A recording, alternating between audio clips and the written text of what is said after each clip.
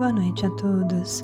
Sejam muito bem-vindos a mais uma noite de preces e vibrações do TCR Canto de Interlagos.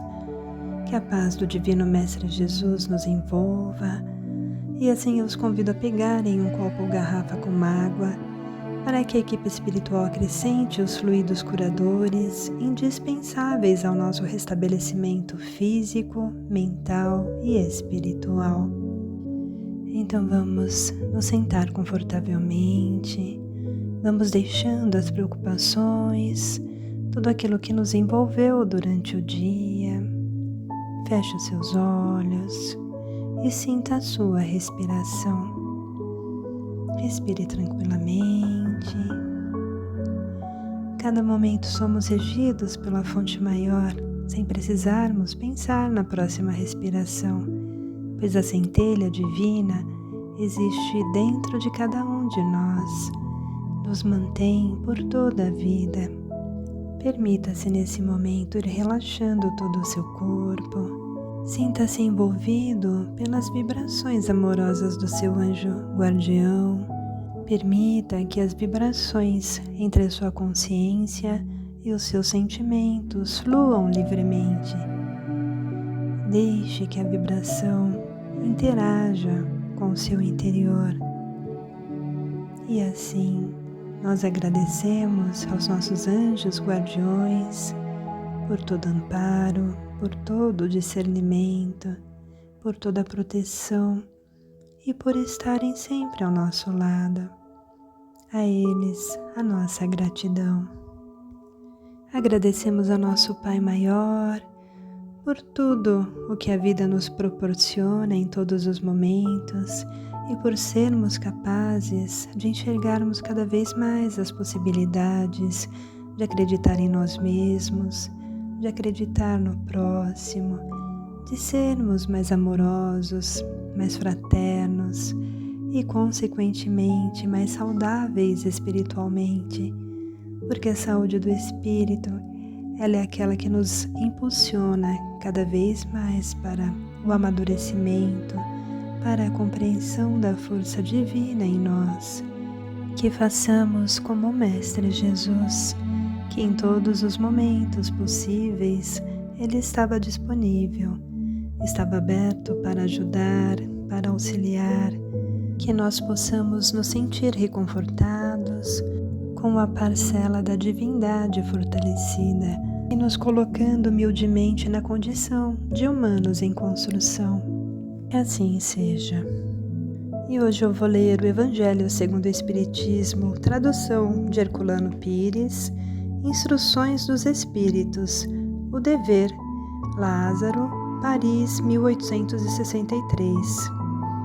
O dever é a obrigação moral, primeiro para consigo mesmo e depois para com os outros. O dever é a lei da vida. Encontramo-lo nos mínimos detalhes, como nos atos mais elevados. Quero falar aqui somente do dever moral e não do que se refere às profissões. Na ordem dos sentimentos, o dever é muito difícil de ser cumprido porque se encontra em antagonismo com as seduções do interesse e do coração. Suas vitórias não têm testemunhas e suas derrotas não sofrem repressão. O dever íntimo do homem está entregue ao seu livre-arbítrio, o aguilhão da consciência. Esse guardião da probidade interior o adverte e sustenta, mas ele se mostra frequentemente impotente diante dos sofismas da paixão. O dever do coração, fielmente observado, eleva o homem. Mas como precisar esse dever? Onde ele começa? Onde acaba? O dever começa precisamente no ponto em que ameaçais a felicidade ou a tranquilidade do vosso próximo, e termina no limite que não desejareis ver transposto em relação a vós mesmos. Deus criou todos os homens iguais para a dor, pequenos ou grandes, ignorantes ou instruídos, sofrem todos pelos mesmos motivos, a fim de que cada um pese judiciosamente o mal que pode fazer. Não existe o mesmo critério para o bem que é infinitamente mais variado nas suas expressões. A igualdade em relação à dor é uma sublime previsão de Deus, que quer que os seus filhos, instruídos pela experiência comum, não cometam o mal desculpando-se com a ignorância dos seus efeitos. O dever é o resumo prático de todas as especulações morais. É uma intrepidez da alma que enfrenta as angústias da luta. É austero e dócil, pronto a dobrar-se às mais diversas complicações, mas percebendo inflexível diante de suas tentações. O homem que cumpre o seu dever ama a Deus mais que as criaturas, e as criaturas mais que a si mesmo. É a um só tempo juiz e escravo na sua própria causa. O dever é o mais belo galardão da razão. Ele nasce dela como o filho nasce da mãe. O homem deve amar o dever, não porque ele o preserve dos males da vida, aos quais a humanidade não pode subtrair-se, mas porque ele transmite à alma o vigor necessário ao seu desenvolvimento. O dever se engrandece e esplende sob uma forma sempre mais elevada, em cada uma das etapas superiores da humanidade. A obrigação moral da criatura para com Deus jamais cessa, porque ela deve refletir as virtudes do Eterno, que não aceita um esboço imperfeito, mas deseja que a grandeza da sua obra resplandeça aos seus olhos. Jesus, o mais perfeito modelo de cumpridor do dever para com Deus e para consigo mesmo, por amor a nós assumiu o dever de nos guiar na senda evolutiva. Jesus, em cumprimento do que escolheu como sendo seu dever de educador da humanidade, deu-se inteiro ao mundo para que a sua mensagem, ama ao próximo como a ti mesmo, estivesse hoje nos orientando a vida neste momento de encontro.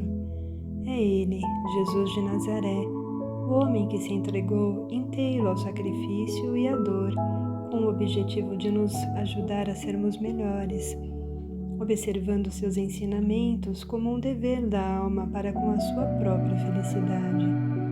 Assumamos perante Ele no aqui e agora da vida o dever de nos amarmos mais e, nos amando mais, amarmos aos demais, porque somos todos um.